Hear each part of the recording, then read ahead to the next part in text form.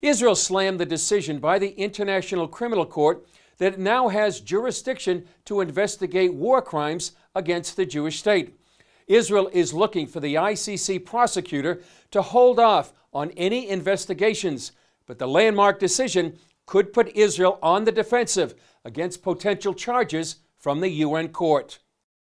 The impact could be widespread, as the ruling includes Israelis who were involved in events ranging from Israel's 2014 war with Hamas to Palestinian mass demonstrations along the Gaza-Israeli border beginning in 2018. That would mean Israeli politicians, Israeli leaders, Israeli officials, and most of all, of course, Israeli military members, basically for any acts which are alleged to be criminal that have been committed since July 2014. Israeli Prime Minister Benjamin Netanyahu blasted the decision. When the ICC investigates Israel for fake war crimes, this is pure anti-Semitism.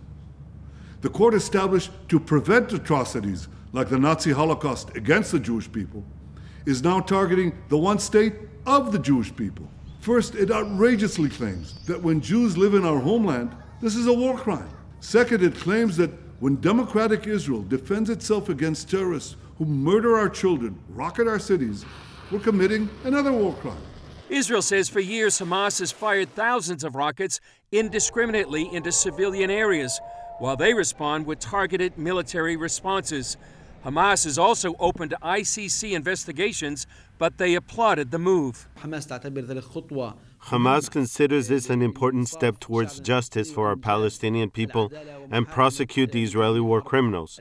The most important steps remain, taking practical measures on the ground to hold the Israeli war criminals accountable and punish them for their crimes and everything they have done against our unarmed people. It could also mean Jewish communities in Israel's biblical heartland, also known as the West Bank, might be considered illegal, since the ICC calls this area occupied territory. It could put Israeli leaders and possibly civilians traveling to countries bound by the ICC treaty in danger. Because they will be obliged by the treaty holding the ICC together to extradite suspects of the ICC to The Hague for interrogation, arrest, trial, or whatever may be.